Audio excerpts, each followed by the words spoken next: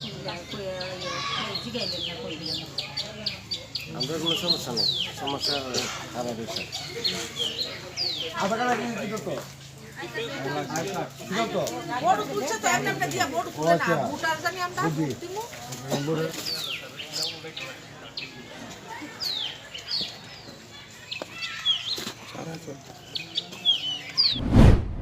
में लगातार लगे हुए हैं। फेंस के आगे भी पेट्रोलिंग चल रही है। बांग्लादेश के साथ भी हमने बात किया हुआ है, उसके ट्रुप्स को भी हमने अलर्ट किया हुआ है कि किसी भी तरह का कोई अपराध करके बांग्लादेश या कोई ट्रांस बॉर्डर क्राइम क्रिमिनल वापस भाग न सके, या पहली बात तो करने के लिए आ ही ना सके। हमारी पूरी तैयारी है। सर, फेंसिंग के उस पर कुछ पोलिंग पर्सन रहते हैं, तो उन लोगों को वोट डालने के लिए बीएसएफ को उससे क्या क्या सुविधा मिलेगा? 16 तारीख को जो चुनाव है, नज़दीक में ही यहाँ स्कूल में इनका बूथ है, तो उसके लिए हमने सुबह 7 बजे से हमने गेट ओपन किया हुआ है। जैसा कि आप हमारे गेट पे देख सकते हैं, बायोमेट्रिक मशीन हमने लगा रखा है यहाँ पे। तो जितने भी हमारे सिटीजन, इंडियन सिटीजन फेंस के आगे रहते हैं, सभी का फिंगरप्रिंट हमने कैप्चर किया हुआ है।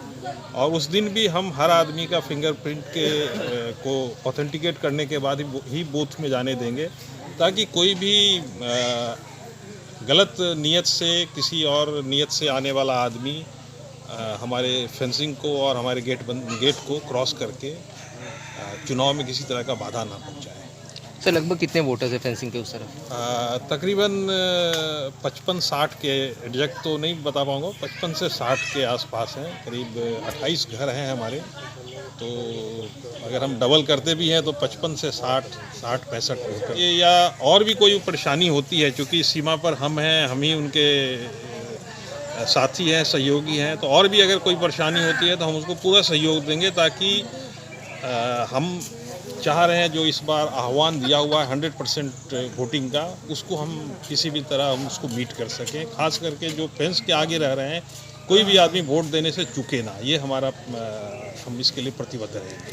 सर, मुख्य चुनाव अधिकारी ने बताया कि कल शाम 6 बजे से आज शाम 6 बजे ऐसा उन्होंने बताया है, बिल्कुल सही बात है। वैसे भी शाम में इस पूरे इलाके में 144 लग जाता है। अभी जो है इलेक्शन को देखते हुए पहले से ही 144 लग जाएगा।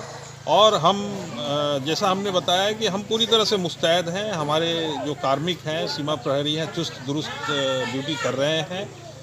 किसी भी तरह की कोई अनवारंटेड एक्टिविटीज़ हम यहाँ होने नहीं देंगे। जैसा मैंने पहले भी बताया है कि इसके लिए हमने हमारे काउंटर पार्ट बीजीबी से भी कांटेक्ट किया है। हम उनके साथ भी कोऑर्डिनेशन में रहेंगे, ताकि अगर किसी भी तरह की कोई गतिविधि कुछ अलग तरीके की दिखती है तो हम उनके साथ कोऑर्डिनेट करके उसको हम काउंटर करेंगे। और हमारे तरफ से हम बॉर्डर को पूरी तरह से सील करके रखेंगे और इलेक्शन में किसी भी तरह की बाधा नहीं आएगी। Thank you.